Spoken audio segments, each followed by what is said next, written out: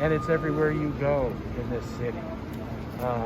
It is exciting for me primarily because I think that Austin FC is something that's going to help bring this city together. There are so many things in our lives today that are pulling us apart and separating us on purpose. But a team like this, a major league professional team, has people from all parts of the city in all walks of life sitting with one another, rooting the same team, wearing the same color, walking into a store or bar and sitting next to somebody that you don't know, but you recognize the shirt that they have on. This is something that we don't have enough of in Austin. And for me, that's what this represents. And then to have a team like Austin FC that is embracing that relationship with the city. You know, just as an aside, this morning I was at the ribbon cutting of the Waterloo Terrace, which is our newest affordable housing residential community that's been set up. And the initial investment for that was the $500,000 that Austin FC put into that project to kick it off and get it going. It's the youth leagues. It's everywhere you see this team right now. It's sponsoring and supporting what's happening in this community. It doesn't surprise me that the community is embracing the team back. As you sort of walk around here with, you know, Anthony and Don, are there any moments from the past few years that sort of flash through your head that were, you know, particularly momentous to get this to fruition? You know, it takes me back to that period of time when we were just bringing the concept to the council. And those were not meetings that we had unanimity on the dais as to what the direction might be and whether this would come, much less where it would go. And I remember those times. And I know that sometimes decisions that really help decide the directions of cities are decided on votes of 3 or 4 people. I also remember at the time that we took that last vote to make it happen, and I don't even remember what the vote was. It was something like 7-3-1, or I don't remember what it was, but I do remember that the group of folks that were going to ultimately now be filling this section of the stadium told me there would be a chant about that vote count. And I can't wait to learn that vote count, that chant, so that I can be part of it. Are you going to be sitting there, or are you going to be sitting somewhere else? I'm sitting on that side right there. I called in and got in line, and I'm a season ticket holder. I can tell Austin FC is doing everything that it said it would do and doing more. You know, it's building out a stadium that when the solar panels get up is going to be a LEED Gold stadium. I mean, there just are not stadiums that qualify for gold. You're looking at a food booth right behind you that is going to have rotating local food vendors that differ every game. I mean, it just doesn't get more Austin than that, except for the Austin vendors that are part of the continuing program. The youth leagues they have established, the affordable housing project that we cut the ribbon on today, the other one that will be happening on the land here that was part of the deal. You know, I think, and you see them showing up in sponsorship of other activities around the city. I really do think that Austin FC has really embraced the city, and I think that's one of the reasons why, as I said before, the city is embracing the team. Where do you go from here? Do you get more Major League Sports in the city of Austin? Or? You know, it could be, but, you know, at this point, I want to see this team win. Mm-hmm. You know, I'm excited about the 2 designated players we have. I'm excited about the 2 under 22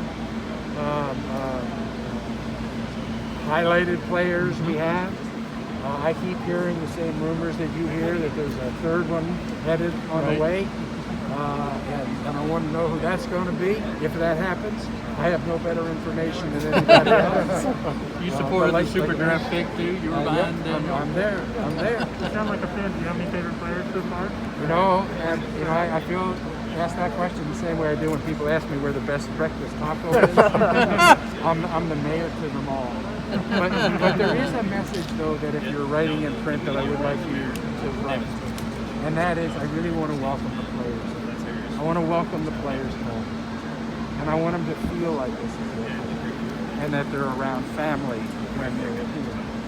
There are going to be 100,000 kids in this city who will be learning and meeting these players as their first exposure to professional sports players. And that means a lot.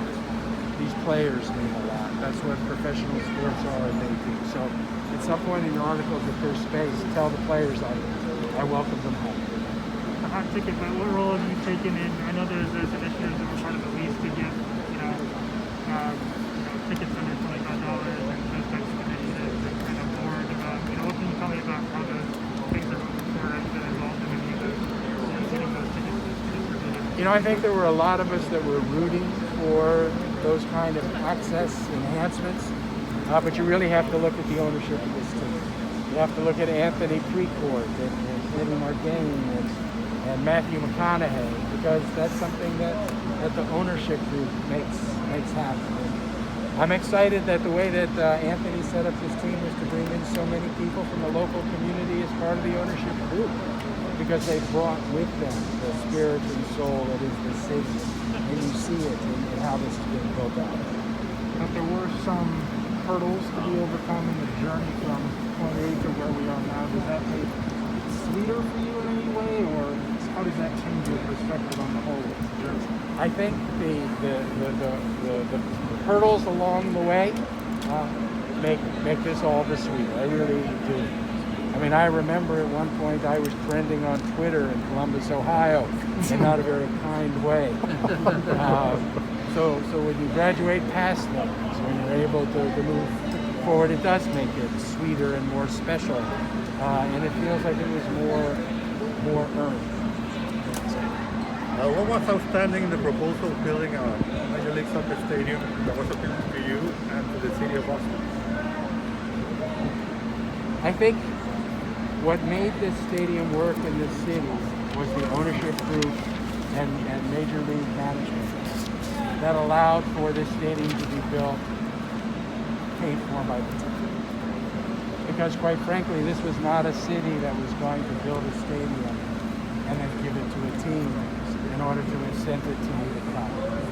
We needed a team that wanted to be in the city and was willing to invest in a significant way. In that regard, I was perfectly ready to lease to the team land that we weren't making any use out of and had no plans to make use out of. But to have an owner that was willing to come in and say, okay, we'll build this, and we'll build this without public money. And for the league to let the team do that, I wasn't sure when Anthony Precourt said that was what he was willing to do, that the league would allow him to do that, for fear of what that precedent might mean in other cities around the country. So for me, what made this deal happen was having an ownership group that just really wanted to be here, and matching a city that wanted them here, and was willing to come on the terms and consistent with the culture that was the city that they wanted to join, rather than trying to come in and swim upstream and create something that was not. You had some opposition in doing this. Did you any time thought this wasn't going to be possible? No, I always thought this was possible. And I think probably that's one of my faults. When you see something that just feels so right, then I just believe it can happen. And I always believe that this way.